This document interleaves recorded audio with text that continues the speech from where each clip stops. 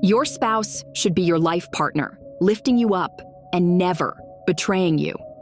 But sometimes, greed takes over and turns love into something deadly. Kouri Richins, a 33-year-old Utah mom, has been accused of murdering her husband for life insurance money. Not only this, but in a macabre money grab, Richens published a children's book closely connected to her husband's death. This sinister move by Richens is something we'll investigate a bit later in this video. Now, prosecutors have revealed startling new details in recent court documents. If you thought you knew everything about this story, think again. This isn't just another murder mystery. It's a tale of intrigue, deception, and unforeseen twists that will leave you questioning everything you thought you knew about the Kouri Richins murder trial. Kouri, 33, and Eric Richins, 39, were married in 2013 and had a prenuptial agreement.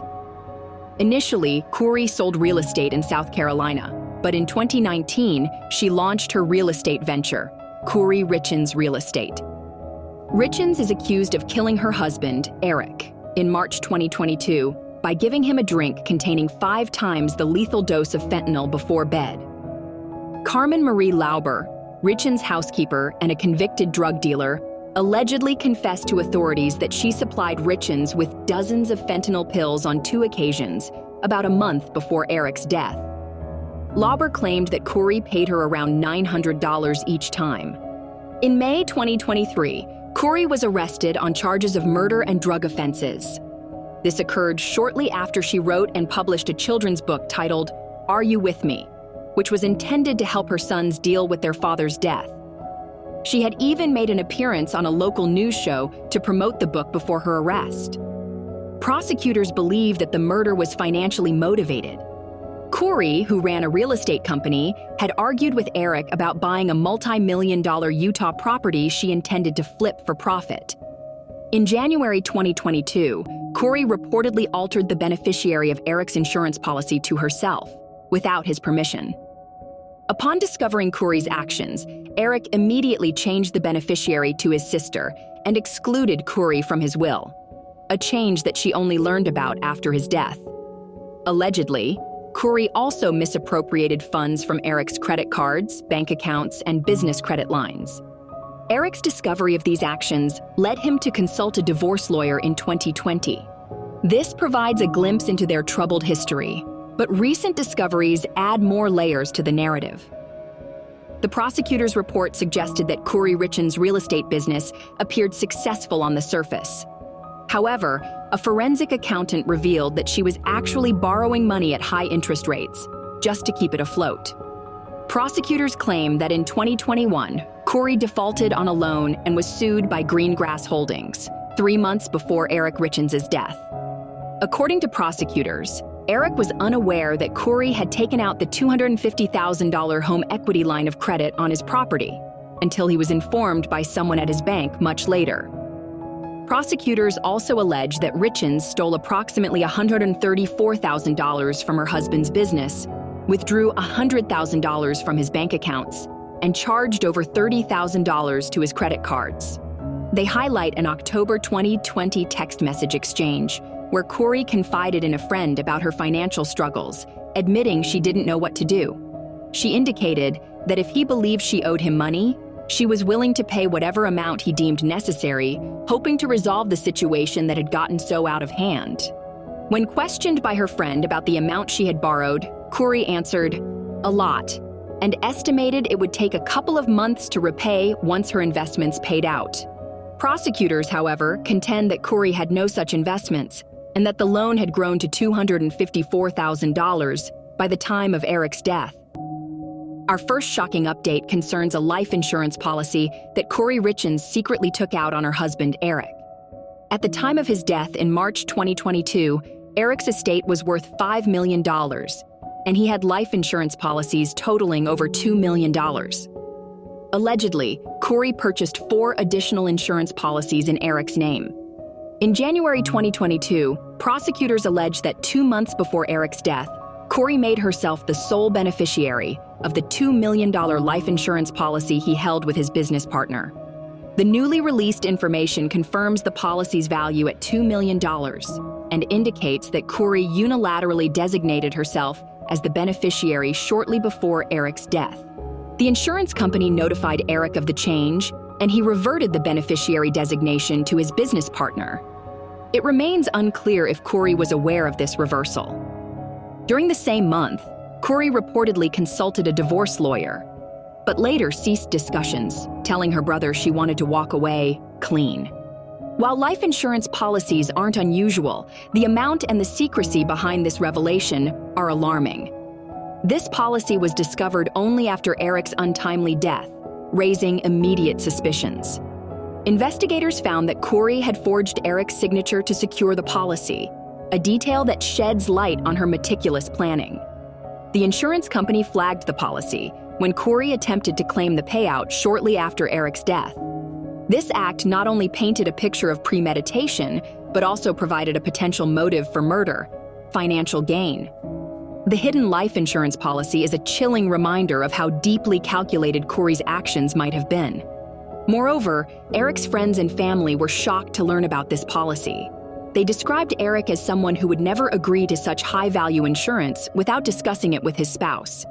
This discovery has significantly shifted the focus of the investigation, highlighting Kouri's potential financial desperation or greed.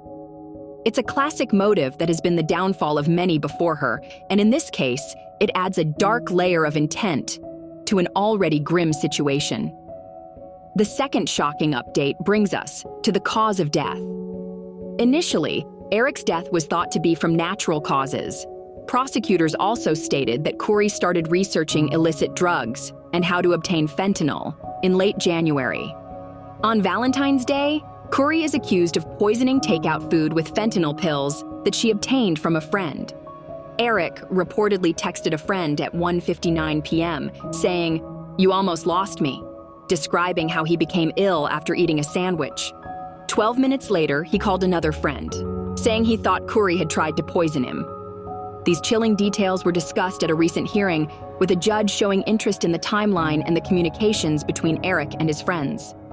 Prosecutors say Eric tried to contact Kouri that afternoon, but she did not respond. The following day, Kouri texted her lover, expressing a desire to be with him and escape her marriage. Prosecutors claim they found a letter in Kouri Richins' jail cell addressed to her mother, instructing her brother to provide false testimony. Allegedly, Richens fabricated a story for her brother, Ronald Darden, to repeat, alleging that Eric had told him he received pain pills and fentanyl from workers at a ranch in Mexico, thus tying his overdose to his own drug use. Investigators now suspect that Kouri might have poisoned Eric by slowly adding the toxin to his drinks, resulting in his prolonged and painful death. This methodical approach to murder is both chilling and calculated, implying that Kouri meticulously planned Eric's demise. The theory of poisoning adds a sinister twist to the narrative, highlighting that Eric's death was no accident. Our third update delves into Kouri's personal life, revealing a tangled web of alleged affairs. While on the surface, the Richens seemed like a picture-perfect couple, whispers of infidelity have now come to light. Sources close to the investigation have suggested that Kouri had been involved with multiple partners during her marriage to Eric. These alleged affairs provide another layer to Kouri's possible motives. Infidelity often brings with it a tumultuous blend of emotions and conflicts, and in this case, it appears to have added fuel to the fire. Friends of the couple have come forward with accounts of Kouri's secretive behavior and unexplained absences, which now seem to fit into the larger context. Following this, prosecutors claim Kouri texted her lover, expressing her love and her conflict about breaking up the family. According to the prosecutors, "If I were divorced right now and asked you to marry me tomorrow, you would, and I just want to lay on the couch and cuddle you, watch a murder documentary, and snuggle." One particularly shocking revelation came from a close friend, who claimed that Eric had confronted Kouri about her infidelities just weeks before his death. This confrontation reportedly led to heated arguments, adding tension to a strained relationship. The affair allegations have raised questions about whether Kouri saw Eric as an obstacle to her newfound relationships, or if she feared the potential fallout of a messy divorce. Whatever the case, the tangled web of Kouri's personal life has undoubtedly provided a plausible motive for murder. adding another layer of complexity to this already convoluted case.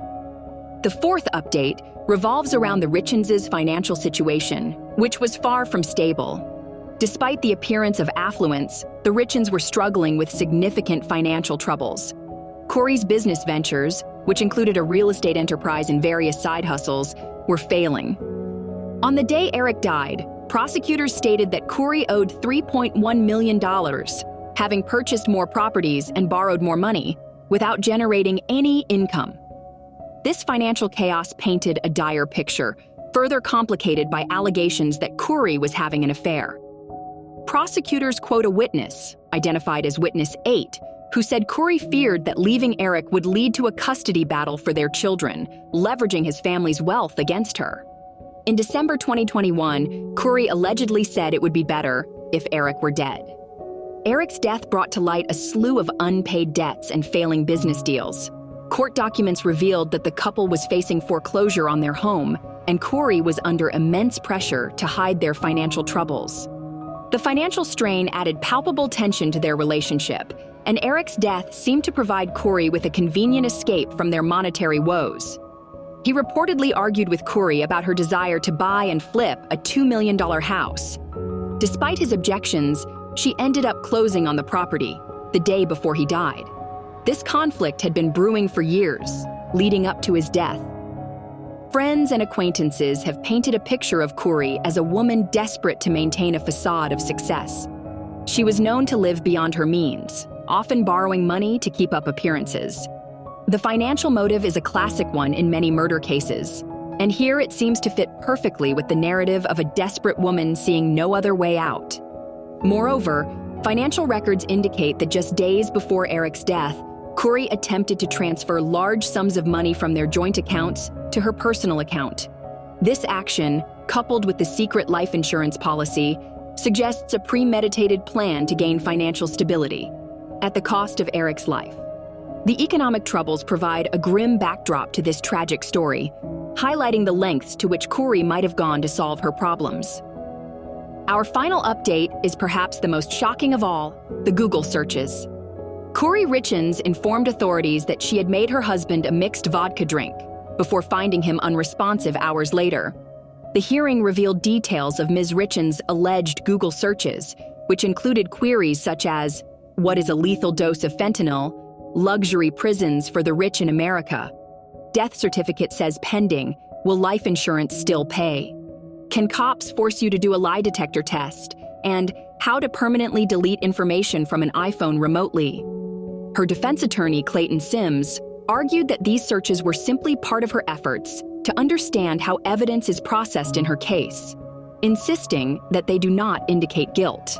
Nevertheless, prosecutors allege that on 4th of March last year, Ms. Richens, a mother of 3, called the police in the middle of the night, reporting that she had found her husband unresponsive. Ms. Richens told authorities that she had served her husband a Moscow mule in bed before going to sleep with one of her young children who was experiencing a night terror. Hours later, she discovered her husband unresponsive. The suspicious nature of her internet searches and the details surrounding her husband's death have led prosecutors to question her motives and actions, painting a troubling picture of the events leading up to his demise. The revelation of this confession has turned the tide against Khouri, making it increasingly difficult for her defense team to argue her innocence. This dramatic turn of events has left everyone involved reeling, providing a somber conclusion to an already tragic tale. According to court documents, Kouri Richins is charged with 1 count of aggravated murder, 1 count of attempted aggravated murder, 2 counts of distributing a controlled substance, 2 counts of mortgage fraud, 2 counts of insurance fraud, and 3 counts of forgery. Despite her claims, Ms. Richins was denied bail and has been in custody ever since. During her appearance at a detention hearing on Monday, the judge deemed her a substantial danger to society and ordered her to remain in custody. During a hearing on Monday, 3rd District Judge Richard Mrazek addressed a motion for Kouri Richins' attorneys to withdraw from the case. He proposed appointing Wendy Lewis and Catherine Nestor as her new attorneys. Sky Lazaro's withdrawal became official on Friday, following confirmation from Jamie Bracken, an attorney representing Summit County, who stated she had no objections to the new appointments. Judge Mrazek instructed Lazaro to promptly transfer all case documents to the new attorneys to ensure a smooth transition. Wendy Lewis mentioned that estimating the preparation time needed for the preliminary hearing is challenging. Consequently, she requested a hearing in mid-June to schedule it. This request was granted, and the hearing was set for June 21st. After the withdrawal of her attorney, Sky Lazaro, she sent voice recordings to different news channels, claiming she was innocent and needed a chance to prove herself. Even her brother said she is innocent and can't even kill a spider, while talking in an interview. Kouri Richins expressed her frustration, stating that she had been silent for a year while being torn away from her kids, family, and life. She said she had endured the media portraying a false image of her and claimed it was time to speak up. Richens stated that the timely trial she was promised had not occurred and accused prosecutors of prolonging the process and hiding their corruption. She conveyed her extreme disappointment with the status of her case and her eagerness to prove her innocence. She expressed her readiness to fight vigorously in court and emphasized that the world has not yet heard the actual facts of the case. Richens declared that she was a wife to Eric Richins and a mother to 3 beautiful boys. She maintained that she had always protected Eric and insisted that she did not murder her husband. She pleaded for the world to give her a chance to prove her innocence. Richens also expressed her devastation over her legal team's withdrawal, noting that her attorney Lazaro had become like family, and it was not a decision either of them wanted. However, she acknowledged the need to move forward and expressed her readiness for the challenges ahead. The Kouri Richins murder case is a haunting reminder of how appearances can be deceiving. From secret life insurance policies to poisoning and shocking confessions, each update has peeled back another layer of this dark and twisted story.